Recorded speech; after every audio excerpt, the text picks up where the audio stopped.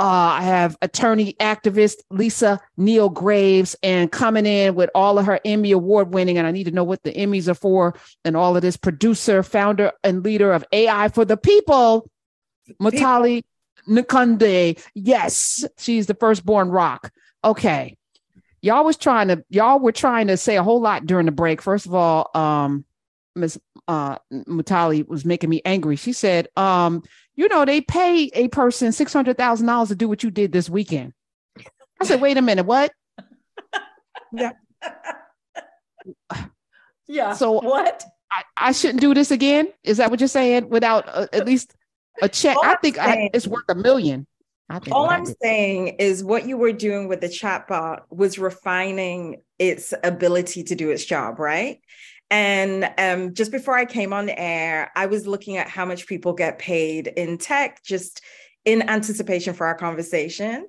And if you just go to Glassdoor, I'm not doing anything no one else can do. You can find that if you were a VP of product design at Google, which is the type who solve the types of problems you were solving, the average salary is $600,000 a year. The thing about Black people is because we love technology so much as users, we're constantly refining, making things better. If you look at Twitter, we made that pop, but we're not getting those checks. And so a lot of my work over the last 15 years that I've been in tech has been more of, being like, just hold on a little bit. Like, you have some leverage here. You do. So the VP, though, is so far removed from the folks that are really doing the true work, honestly, right? And those folks that are doing that work, if they have brown skin, the likelihood that they're making that kind of money is not true, right? We know that. There's some. There are definitely some. VP is definitely high up, but we work with product teams across the valley. And whether we're working with Twitter, whether we're working with Google, whether we're working with TikTok, we're often working with Black teams, specifically teams with Black women. So there are definitely people in product who they may not be making the 600,000, but it just, like I said, just go to Glassdoor, figure out what their job thing is. They are making 250, they are making 150, they are making really high paying jobs. The problem is there are not a lot of them statistically. So 160,000 employees for Google, for example, 1% of those people are Black. Now, 1% of 160,000 is a lot of people if we were in a room, but it's statistically very low. Very low. And this is such a difficult time right now in all of tech because we're seeing, layoffs all across, tech, Amazon and Google and all these places. So it's like, are the jobs still there? Are the people, it seems like the pie is getting smaller. What exactly is happening there? A couple of things have happened. So there was overhiring in 2021. You had record investment into AI that happened through the pandemic because all of a sudden, everybody's online and we're using a lot more. We're using Zoom backgrounds. We're ordering, for customer service, we're now using bots instead of people. And so you had this surge of demand. And one of the things that Silicon Valley has done really since its inception, so we're speaking nearly 20, if not 30 years, is overhired and padded its workforce. So one of the things that you're seeing, kind of two things at the moment, you're seeing overpadded workforces being let go. So it's not that the pie is smaller, the pie is probably being right-sized. Then you're also seeing historic investments into AI, into VR, into AR. And many of those applications don't work yet. They're still in the training phase. To kind of go back to what Karen was saying, that chatbot doesn't work. It's the minimum viable product. And what that means is that they're releasing it out, seeing what works, seeing what doesn't work, and then refining it. So I guess it's hard in the moment, but I would move away from this pie being smaller. The pie is being right-sized. And what we need to do is go get ours. as opposed to being scared about, whether there's anything there or not. Mm. Okay. Absolutely.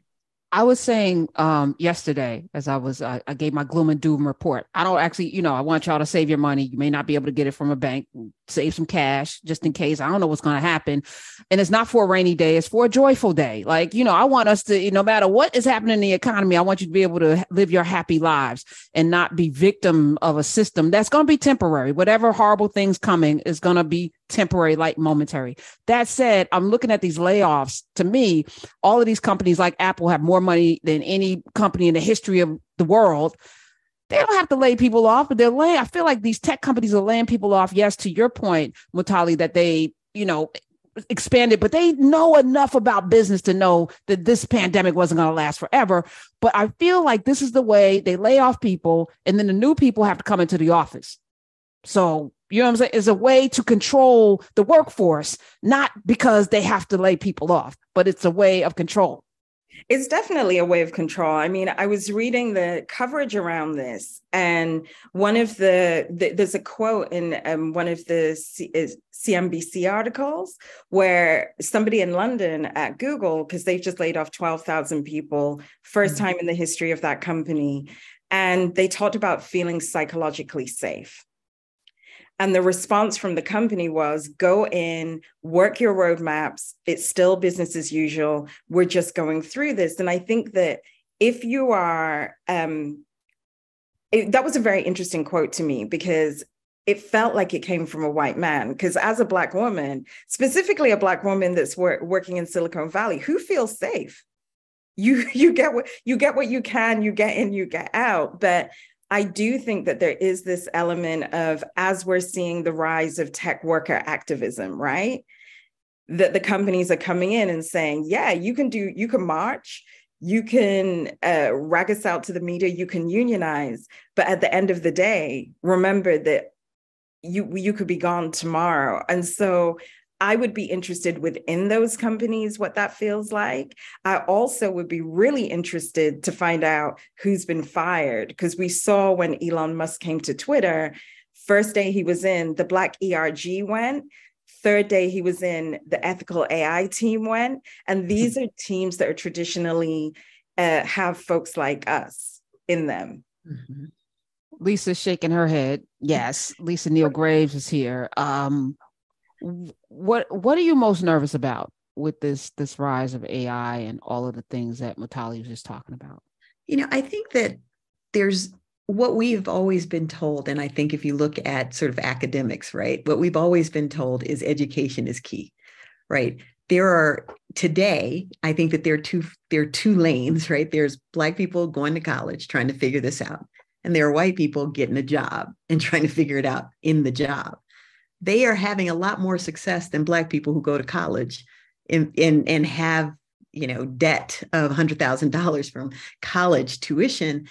And they come out and they're told you don't have any experience, right? And so this was the same game that was played back in the 80s. It is being played out again in the 90s. It's played out again in the 20s. The problem that we have is that we don't create our own. Right. Let's think about it. Facebook was created by a kid in college. He left college and built a multi-billion-dollar business. Wait, pause. He stole a multi-billion-dollar business did in the wake of Voss Brothers. Notwithstanding how he did it, notwithstanding the grounds upon which he was able to do so. We're not even doing that, right? We are not confident.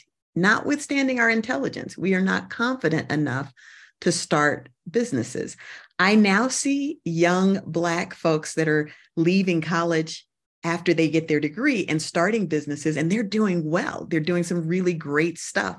The difference between them and their counterparts who may have started with theft is that they understand the core of the business. They understand the, sort of the outside and the inside. And so their success is, I think, sustainable, right? The issue that we face is that we need to support those businesses. We need to figure out ways to invest in those businesses. And there were organizations, there were companies that were starting to do some of that outreach to the Black community. They were Black businesses that were doing outreach to the Black community for investment dollars.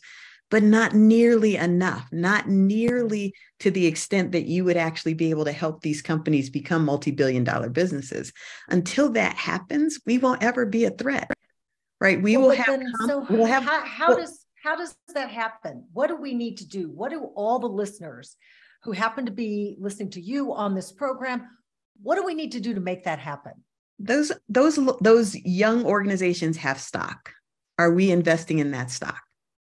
I agree and I disagree. I think the VC class has all the systemic issues that the rest of American society has, for example. So last summer, I was invited to the Aspen Institute by a bunch of VCs and a bunch of companies that they were investing in, because much of the work I do is really help companies design products that in the design of the product are not going to express racism or sexism. So we'll look at their engineering maps, we'll look at the way the algorithm is built potentially, and then say, look, you're using this or you're doing this, and this is going to be the potential output, right?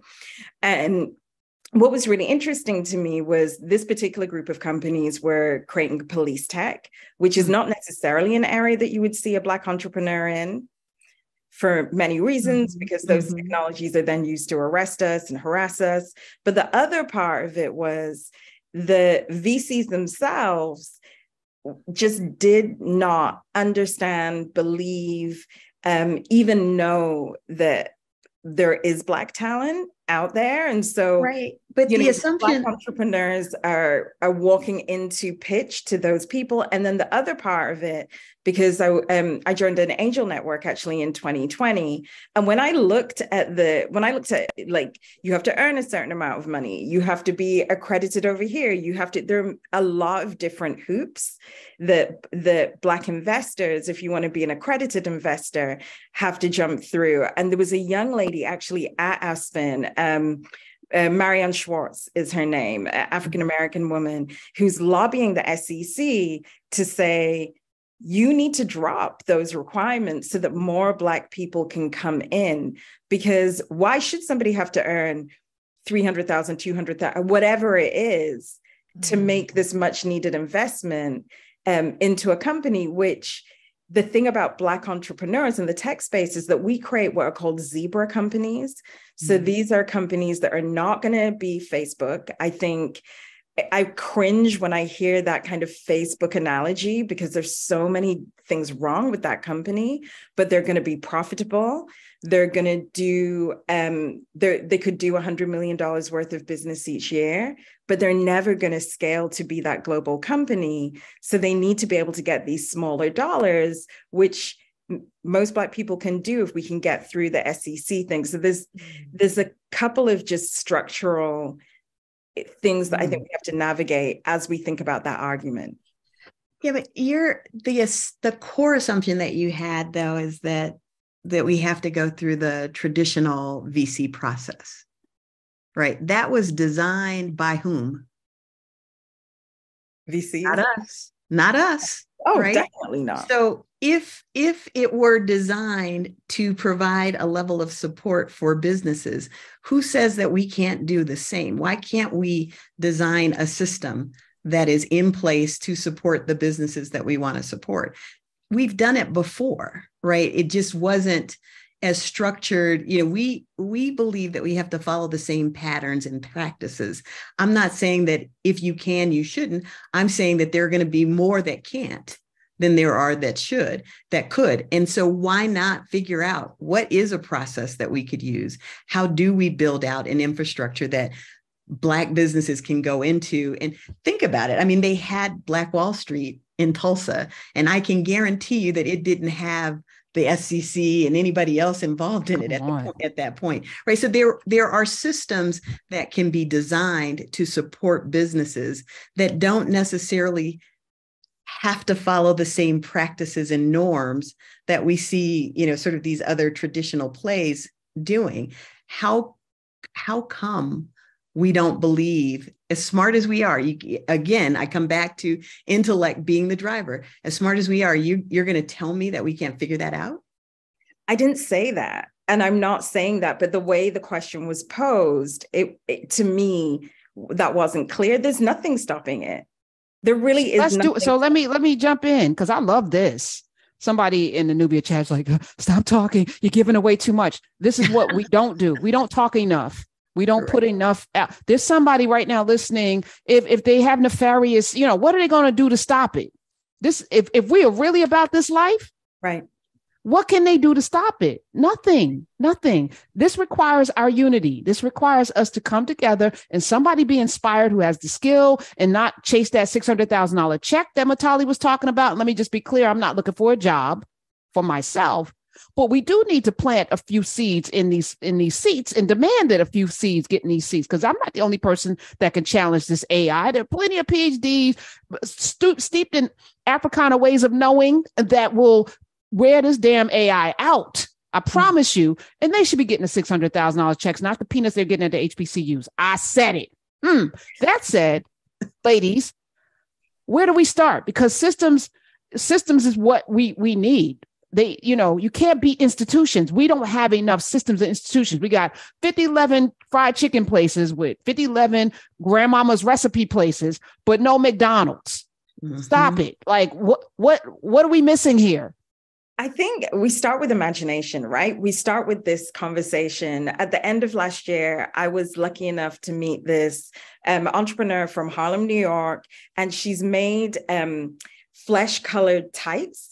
So I don't know if you are church girls. Yes. Like I'm a church girl, but one thing I do not like is white tights on black skin, because if it's supposed to be a nude color, let's make it a nude color. And this young woman has started this business. It's called Bear. It's in Bloomingdale's. If you're in the New York tri-state area, you can go get it. And the thing that I loved was she was raising money for her next round. So she's somebody who has gone through the VC route, but now wants more Black women to be able to be in her business. And I think she said the minimum buy-in is $25,000, but you could, if you had $1, and if this one had $5, and if this one had $10, and it just reminded me of selling plates at church. It reminded me of selling plates of fish, and get people to come together to buy in. And the environment I met her in, she was one of the few Black women, but I love that because it wasn't just that she wanted money for her business to help scale it, but it was this idea that she wanted her grandmother, her sister, her aunt, people that may not be able to come up with that lump sum to come in. So I think anyone who's inspired can definitely do anything, because the one thing that's definitely not going to happen in any of this industry is that a door is going to be opened and then we're going to be told how to create wealth. Like those things are not happening. No, you're right. Well, and I also think about like the founder of UncleNearest, right? So she literally created this distillery. Yes. Awesome. And now she and her husband own a bank. Right. Those are the things that, right, wrong, or indifferent, we need to figure out how to do more of that. And if you take that and then make that more digital in nature, you now have the ability and the capacity to support not just the local, but those who are outside of your particular environment that want to choose to support your bank as opposed to the local Bank of America, for example, right? So I do think that we just need to, one of the things that I also this is just a Lisa-ism. One of the things that I realized that during my sort of tech education, right? So you still learn the way that the traditional folks are taught. You don't learn, to your point that you were saying earlier about Karen mentioning doing the bot in sort of natural language. She didn't use the vernacular, she used English. We don't learn in the vernacular, right? We also don't learn in the ways that, because we are creative as a people generally. We don't teach the way that we are creatively, right? We don't teach knowing that there is a way to think about or see things differently. We sort of teach the traditional curriculum, because that's what you're going to be confronted with. The belief is that's what you're going to be confronted with when you're interviewing, right? Not when you're doing the job, because you're going to be challenged to think the way you think naturally in order to get the job, because that's the thing that's going to differentiate you. But we don't train people to lean into that, understand that, love that, and do more with that. We literally train people to discard that. Don't show that, right? It's like the person is saying you're giving up too much, right? Discard that. Don't show that. But then let that be your differentiator once you get in the door. I think we have to be who we are 100% of the time.